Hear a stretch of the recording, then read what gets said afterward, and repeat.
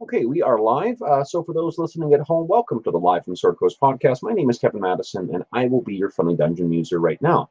Now, this video may be something that you are seeing as part of our regular streaming on this channel, or it may be something that you're viewing on the Heroes Save Villages campaign page as well. So if you are new to the channel, hello and welcome to Dungeon Musings, the Dungeon Musings YouTube channel. And for those regular viewers who are popping in, this is going to be a little different from our usual content because what I'm going to do is I'm going to tell you about a new fundraising initiative that I'm starting through the channel, and I want to give you the reasons sort of why for it. And just up front, I want to be clear that all of this stuff is completely optional. I'm not trying to put any onus on anybody to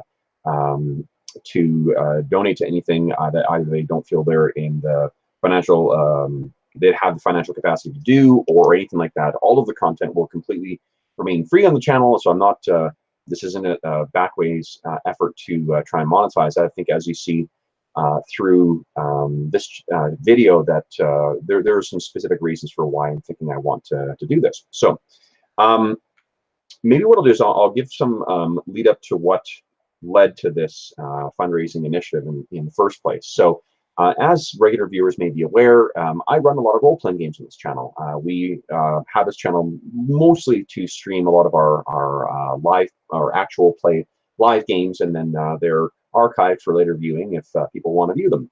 I also post a lot of reviews on the channel, and we tend to try a lot of different things. I also have a series of videos chatting with friends or people I've met through the community who have have thoughts they want to share on it. On role-playing, one thing I kept out of the channel for the most part, apart from any inadvertent kind of things that may have come through in my selection of games or my selection of topics that we deal with in our games, is politics, and because that's not really what I do here. But for background, for those who may not be aware of this, so I'm a lawyer, and I have 2 degrees in political science as well too. I've got a master's, and my undergrad was in political science. So politics is something that has been pretty important to me. I largely did my undergrad and my master's degree because it was something I was particularly interested in. And my area of focus was always on sub-Saharan African politics, in particular the impact of oil and extraction economies on the governments and whatnot. So between when I was in grad school or finished grad school and before I went to law school, I had worked on on setting up a gaming company when I wasn't really sure what I wanted to do. And one of the things I did was that I linked up with a charity called SOS Children's Villages International. And the reason I did is because what I wanted to do was to be donating a percentage of the proceeds from the company. It was very optimistic of me to be thinking there would be, proceeds or profits from that company, but that was what the intention was to donate a portion of those always to SOS Children's Villages International, because they're an organization that they work in a lot of different places in North America, both in Canada and the United States. I live in Canada, and as well in a lot of developing countries as well. And the particular project that I was linking up with was a village or a project in Nigeria, I believe, that what it did is it basically trained and financed young women to act effectively as like surrogate mothers in these created communities that were villages for orphaned children. So it was a way of creating some kind of family stability and a nurturing and supportive environment, and the things that come with that for kids, so that kids could actually be kids and not have to deal with the real challenges that come from being, an orphan in. Being an orphan in any environment is obviously difficult. In certain developing countries, it's going to be even more difficult, and it's a way of letting kids be kids longer, wherever they happen to be from. And I love that idea. I thought it fit really well with a gaming kind of thing. Unfortunately, when I got into law school, I quickly realized I wasn't going to be able to, split my focus. So my gaming ideas and for publishing and my connection with SOS Children's International kind of went by the wayside. So we fast forward about 15 years or so, and recently I I got very much into a role-playing game that I really, really loved. It was recommended to me by a friend, and that game is Adventure Conqueror King. And this is a role-playing game that is published by Otark Publishing and written by a guy named Alexander Macris, or Macris. Forgive me if I'm butchering his name. I enjoyed what I read so much that, in fact, I ordered a complete set of the games or the books that are in print right now. So I had all these things ordered at print on demand through a publishing house called Drive-Thru RPG, where you can order that stuff and it can come out to you. Now, the time I ordered it, I was aware that there was some online kind of noise about Mr. Macris and his politics in particular. And I didn't really pay enough attention. I was a little irresponsible and did not pay enough attention until I streamed one session of Adventure Conqueror King about a week ago, and that's around the time that I figured that I really found out what sort of what his backstory is. And I don't want to go too much into it because this isn't intended to be a damning thing of Mr. Macris. It's not really about him, to be honest. It's about the game. It's about gaming and about what we do as players with our activities as the game, and in particular as streamers when we're making certain games public. But the long and the short of it is that for a time in 2016, 2017, Mr. Macris worked for, or rather ran the company of a guy named Milo Yiannopoulos. And I think his name is pretty notorious online or in the kind of public zeitgeist at the time of this recording. I'm not going to go too much into him, but suffice it to say that I really strongly disagree with his particular politics. I'm a Canadian, so the politics of Milo Yiannopoulos and the sort of the right wing of the extreme right wing politics that characterized the 2016 American election, it doesn't directly affect me because I don't vote in those elections and whatnot. But America is the biggest kid in the block, right? And it is something that affects everybody. And the fallout of the 2016 campaign and the current political climate we live in is I think, in small part due to the activities of Milo's company. And if Mr. Macris was the CEO of that company from 2016 to 2017, that means that there is a degree of culpability, I suppose, in that. And that has led a buddy of mine to actually, Jason Hobbs, to stop supporting the game altogether on his Google Plus community, on his podcast, and so forth. And Jason is a terrific guy. He's got a really great blog posting on his Random Screed mini kind of podcasting that he does, where he sets out the reasons for it. And I've been talking to Jason throughout this as well too. And I completely 100% respect his reasons for doing that and his decision to do that. Now, for me, I had been for about 2 weeks, or a week or so, struggling with what my response is going to be to this. And the feedback that Jason was getting from his, because he has obviously a much wider audience than what my channel does, but their response was, or the response from a lot of people he heard from, was that the guilt by association that comes from Macris working for that company and the sort of the beliefs and whatnot that company advances, that sort of guilt by association, and I don't mean that to minimize by any means. I mean that those activities and those beliefs and the consequences of those for some of the community, the gaming community that is part of Jason's group, they felt it was because of the sort of existential threat that those beliefs represented for them, that they could not be in, that they couldn't, that Jason shouldn't be supporting it in any way, that they should just completely boycott the product and have nothing to do with it. I will say that, unless you knew that was the circumstance with Mr. Macris, you'd have no idea. I mean, the game is completely apolitical.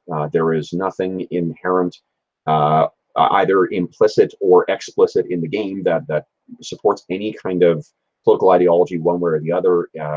And all of his media that I've found with respect to the game is all very, it completely separates the game from this. So it seems he has made a very, very clear effort to keep the gaming activities and the publishing activities separate from whatever political beliefs or political organizations he may have been involved with beforehand.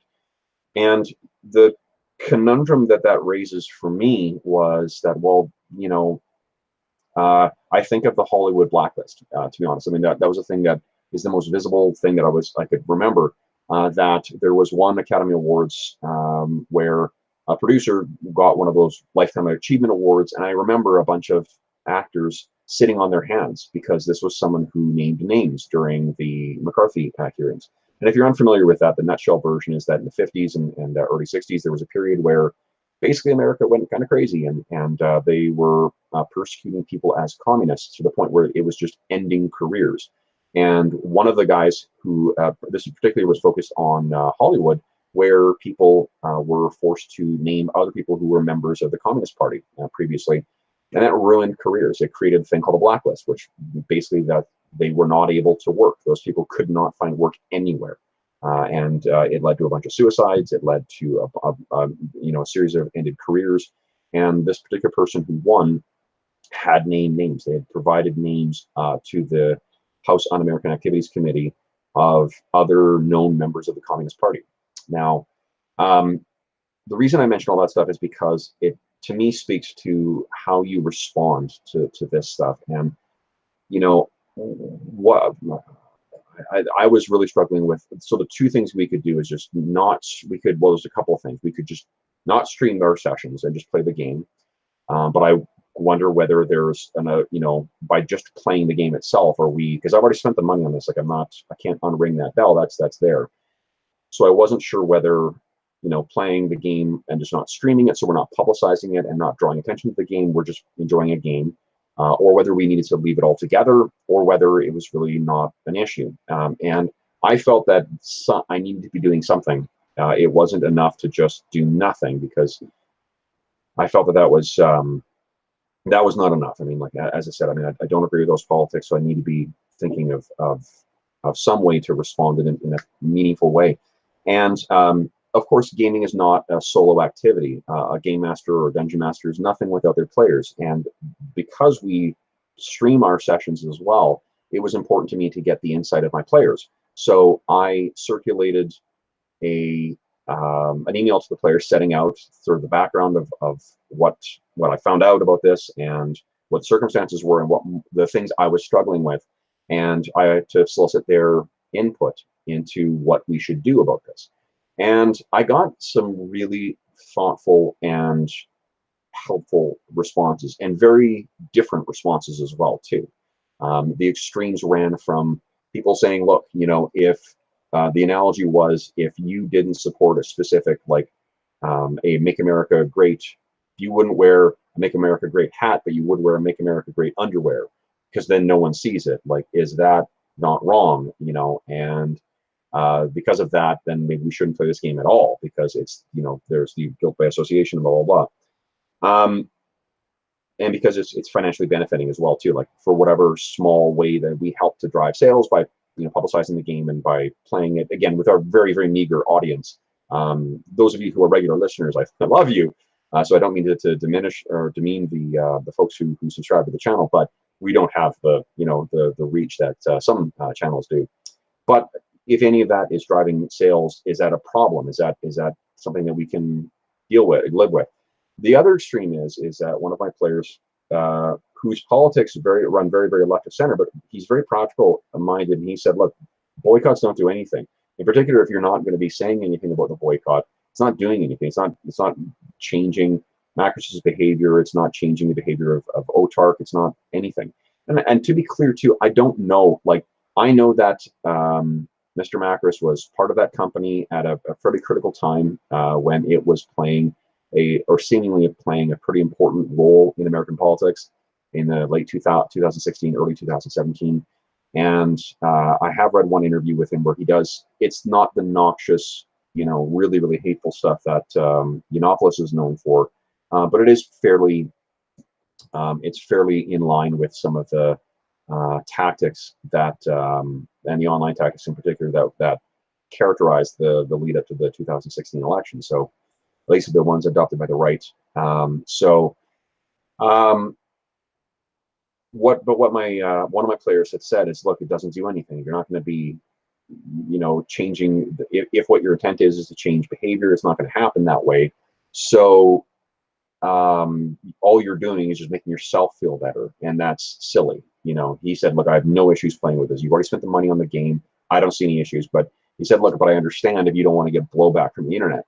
And to be honest, that's not really what my concern is. I mean, I'm not super concerned about, we're not really, we're not exactly a national broadcast. So, and if we did get any negative feedback, I mean, so long as I had a place where I felt I had a good ethical standing from which we were playing this game, and a good response to what people might say about us playing this game publicly in an online forum, then I wanted to, I wouldn't really have an issue with that. So I gave it more thought, and one of the things that that same player suggested is like, look, there's bigger problems. If you really want to, it's not, doesn't worry me that I'm going to upset somebody online by playing a game published by a person they don't like. What concerns me is that I spend more money on gaming products that I could be spending towards helping people. And this particular friend had, we've been friends forever, and he has worked in development projects in Russia, in Nigeria, in places where people genuinely need. And this was not someone who does it for the sake of padding resumes. He does it because he sees it as the the right thing to do. And it's someone whose opinion and whose perspective I really value, and I really respect. And he was right. So that got me thinking about what we could do, because the idea of doing nothing did not really appeal to me either. Like the idea of just walking away from the game and not doing anything. So what I came up with was a response that basically includes the this particular campaign. I mentioned what SOS Children's Villages International does. That's the charity that I got thinking of. The first thing I did, and this was just a completely personal thing, this is not something that I would necessarily advocate anybody else doing. This was a decision that I made for myself, was in a sort of like, whatever sort of like karmic footprint, in the same sort of vein as like a carbon footprint that I may have made in supporting this particular company. I made a donation to SOS Children's Villages International in an amount equal to the purchase price of all the books. So I have done that, but that's just a making myself feel better thing, and it's really kind of silly anyway. So I mean, it's just shuffling money around. But what I thought is that I thought about how Mr. Macris has kept politics out of his game a lot, and I can't speculate as to why, but I'm thinking that maybe part of that is because there would be the kind of negative blowback on his company by a significant portion of anyone who doesn't agree with Milo's politics or whatnot, or that sort of the Gamergate sort of mentality.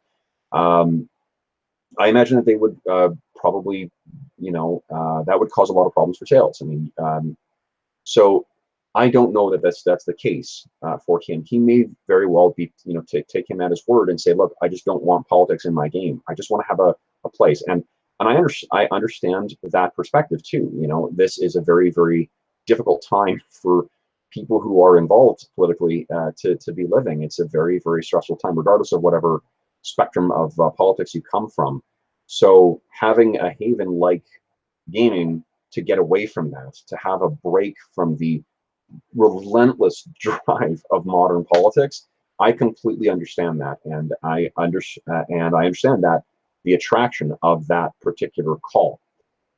But what I thought I could do in a way that isn't forcing anyone to do anything they're uncomfortable with and not beating people on the head is to, in a very small way, introduce politics into this game.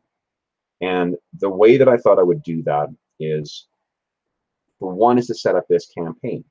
So what the campaign is a fundraising campaign that I'm operating through SOS Children's International, the Canadian branch. And I'll just switch screens so I can show you what the fundraising screen looks like. So this is, oops, present to everyone. So I'm on the wrong page here. Let's see here. Is this it? This is it. Is that it? Yes. So this is our fundraising page. What I'm calling the campaign, in keeping with what every Dungeons & Dragons hero wants to do, is I'm calling it Heroes Save Villages. And I've got a little blurb there about what I'm doing. Hello all, my name is Kevin, the Dungeon Muser Madison, and I stream tabletop role-playing games on my YouTube channel called Dungeon Musings.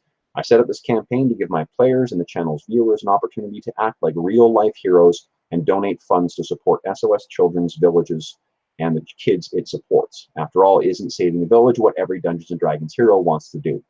Now, if we can only figure out how they can donate gold pieces. Thanks to all who support this campaign, either with donations or by spreading the word, your friendly neighborhood dungeon master, Kevin.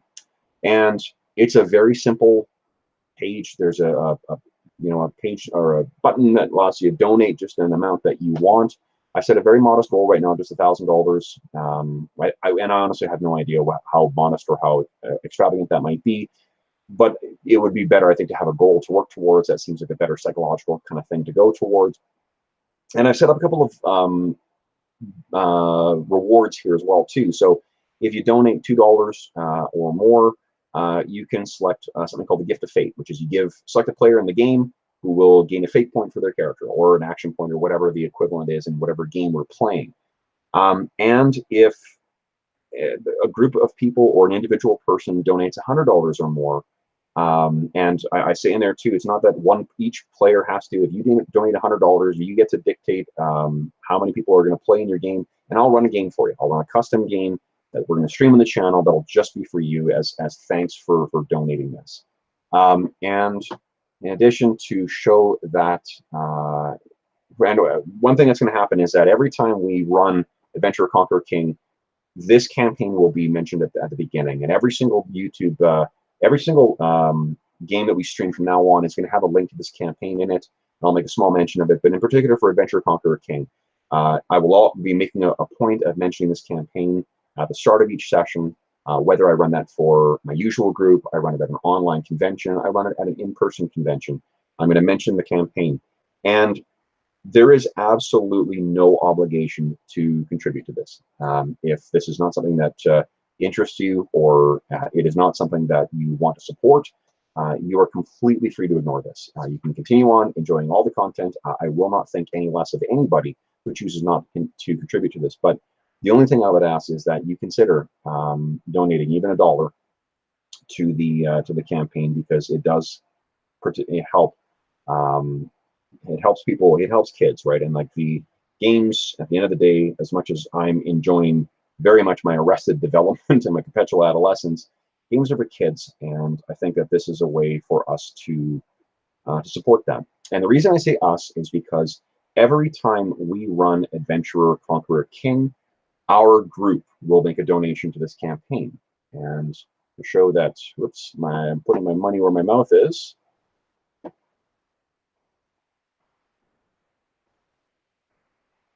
I am, boom, making a donation. So there we are. We've made the donation, and we have some money in the campaign now. So I'll stop streaming here so you can see that. What can I do here? Stop. So that is how easy it is to donate to this campaign. If again, so if you have any questions, as always with my channel, any questions, comments, or concerns regarding the session or regarding this campaign, please don't hesitate to leave a comment. If you have feedback on the campaign itself, I'm more than happy to hear from you as well too, and I'll try, as always, I'll try to respond in a timely fashion. Yeah, and to be clear, this is something that I have come up with myself as a way of making the decision and reconciling what I saw as the ethical and moral issues I had personally with running this game on a regular basis. You may not have the same, and I do not expect anybody, if you believe that you can separate politics from gaming, that is completely fine. I don't judge you one way or the other for this. Or if you take a more comprehensive approach and you feel that this is not a game that should be supported and you don't want to watch these videos that show us playing this particular game, there will be no judgment from us whatsoever in you not wanting to watch these or in any way support this system. To be clear, the campaign is not supported by OTARC or Mr. Macros whatsoever. And as a closing thing too, I just want to say too, like, this is not meant as a firing a shot across the bow at OTARC against Mr. Macros or anyone like that.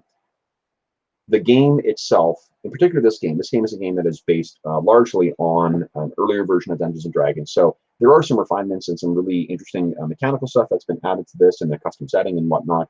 But this is not, I'm seeing this as a game, and what I'm choosing to do and what our group is choosing to do is to use the game to try and do some good. You know, that will be the extent of the politics that are introduced into this particular game and into this channel. So thank you as always for those who watch the channel on a regular basis, and welcome to those who may be new. If you don't reach me on the channel, another way to reach me is on Twitter at Dungeon Musings, all one word. So Dungeon and then Musings, plural. Or you can reach me on Gmail at dungeonmusings@gmail.com. So anyway, that is the thought behind this current campaign for Heroes Save Villages. I hope that you'll consider supporting the campaign. But if not, you're still always welcome on the channel. So thanks, folks, and we'll look forward to seeing you again soon.